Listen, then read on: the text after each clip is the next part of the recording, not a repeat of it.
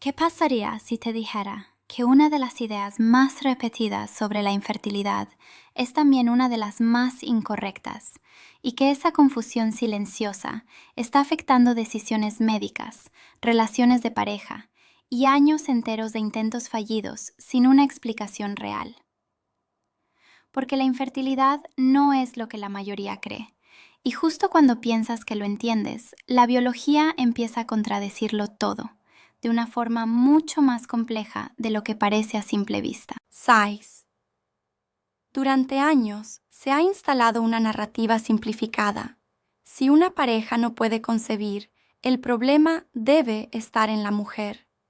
Pero lo que casi nadie te dice es que esa idea no solo es incompleta, sino científicamente engañosa, porque en la realidad clínica, la infertilidad es un fenómeno compartido,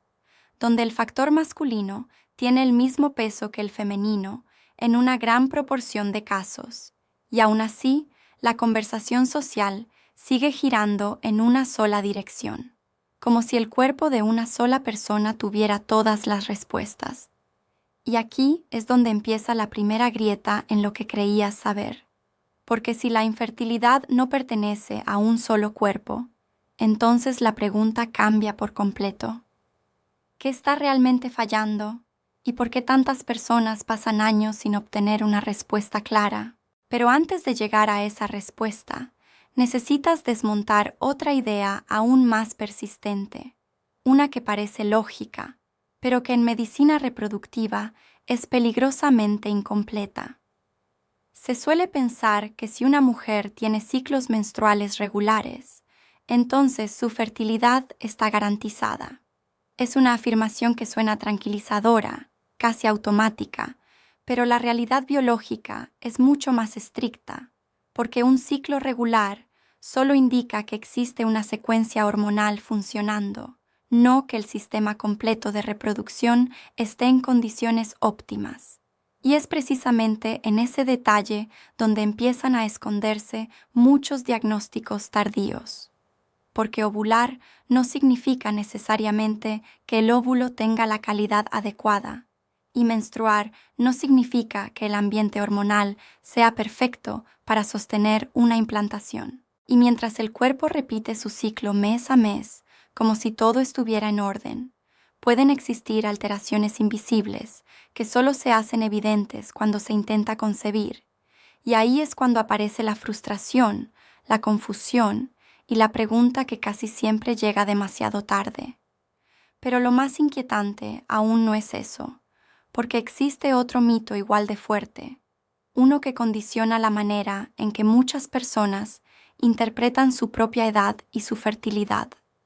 La idea de que la infertilidad solo ocurre en personas mayores. Y aunque es cierto que la edad influye de forma significativa en la reserva ovárica y la calidad del material genético, reducir todo el problema a la edad es ignorar una red completa de factores biológicos que pueden afectar a personas jóvenes sin ningún aviso previo. Y aquí es donde la historia se vuelve más compleja, porque el cuerpo no sigue un calendario social, sigue un sistema biológico que puede alterarse por genética, por hormonas, por estructura anatómica o incluso por procesos metabólicos que muchas veces permanecen ocultos durante años.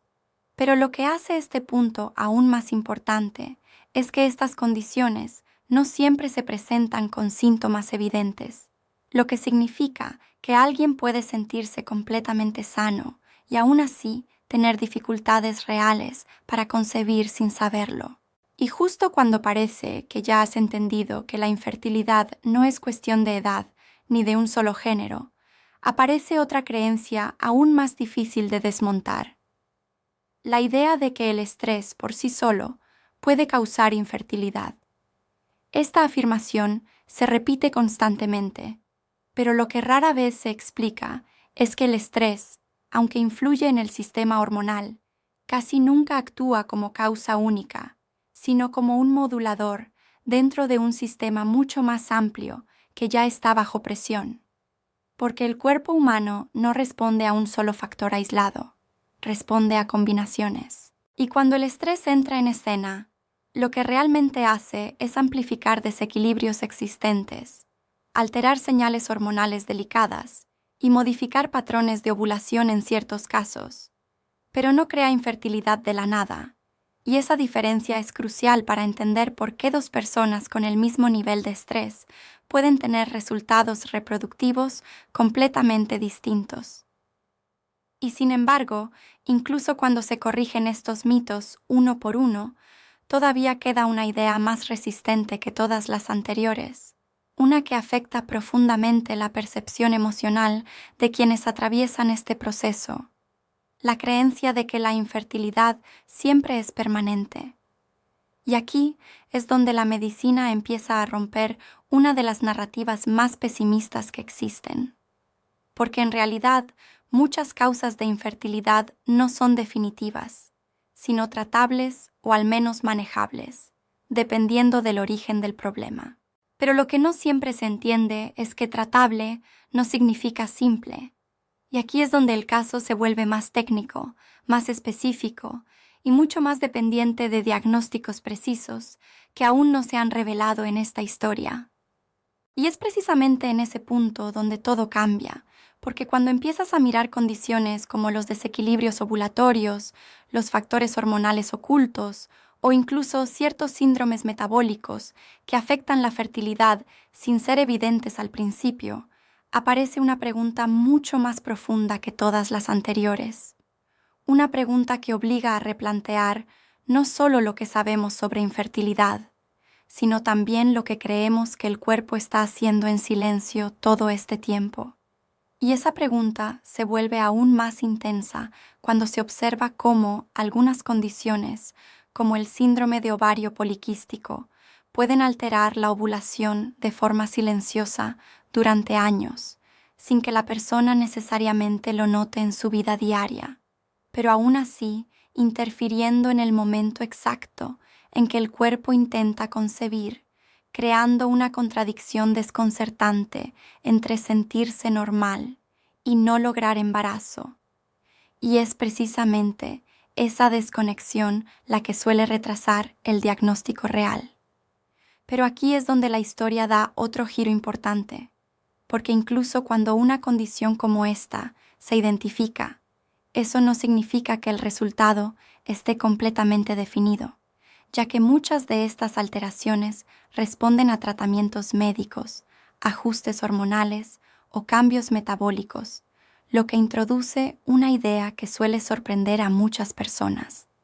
La infertilidad no siempre es un estado fijo, sino a veces una condición dinámica que cambia dependiendo de cómo se gestione el sistema hormonal y metabólico del cuerpo. Y mientras esta idea comienza a asentarse, surge otro mito igual de poderoso, uno que afecta emocionalmente a quienes han pasado por pérdidas tempranas o intentos fallidos, y es la creencia de que un aborto espontáneo o un intento de embarazo negativo significa que no habrá embarazo futuro. Pero la realidad clínica es mucho más compleja, porque en muchos casos esos eventos no reflejan una incapacidad permanente, sino una falla puntual dentro de un proceso biológico altamente sensible. Y lo más importante aquí es entender que el cuerpo no siempre está rechazando el embarazo, sino que a veces está respondiendo a condiciones específicas que no permitieron que el desarrollo inicial se estabilizara. Y una vez que esos factores se identifican y se corrigen, las probabilidades pueden cambiar de forma significativa, lo que abre una puerta que muchas personas creen cerrada demasiado pronto. Pero entonces aparece otro concepto que también genera mucha confusión, y es el uso de anticonceptivos y su supuesta relación con la infertilidad a largo plazo, una idea que ha circulado durante años y que genera miedo en muchas personas, aunque la evidencia médica muestra algo distinto, porque en la mayoría de los casos, la fertilidad no se pierde por el uso previo de anticonceptivos,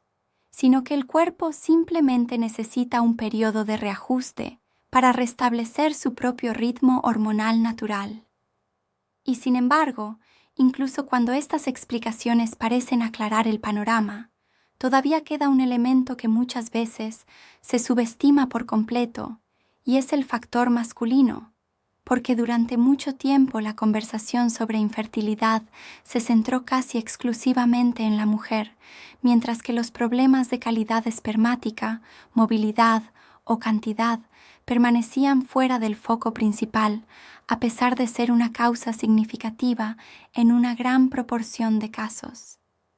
Y esto cambia completamente la forma en que se debe entender el problema, porque cuando se analiza desde una perspectiva real, la infertilidad no es un diagnóstico individual, sino un resultado compartido, donde ambos sistemas reproductivos interactúan como un equilibrio delicado que puede fallar en múltiples puntos diferentes y no siempre de manera visible o predecible. Y justo cuando parece que ya se han cubierto todas las ideas principales, aparece la última capa de esta realidad médica, la más difícil de detectar y también la más frustrante de explicar, porque existen casos en los que, incluso después de estudios completos, análisis hormonales, pruebas estructurales y evaluaciones genéticas, no se encuentra una causa clara, y aún así, la infertilidad persiste. Y es en ese punto donde la medicina reconoce algo importante, pero incómodo, que la reproducción humana es un proceso tan complejo, tan interdependiente y tan sensible a pequeñas variaciones biológicas, que en ocasiones la ciencia aún no puede identificar todos los factores involucrados con precisión total, lo que deja un margen inevitable de incertidumbre que no invalida el diagnóstico, pero sí recuerda sus límites. Y así, al final de todo este recorrido, lo que queda no es una sola explicación simple, sino una comprensión mucho más realista de la infertilidad como un fenómeno multifactorial, donde los mitos se desvanecen uno por uno al enfrentarse a la evidencia, y donde la verdadera clave no está en una sola respuesta definitiva, sino en la búsqueda cuidadosa y personalizada de las causas reales detrás de cada caso, y en ese proceso de descubrir lo que realmente está ocurriendo dentro del cuerpo, comienza la única parte verdaderamente transformadora de toda esta historia,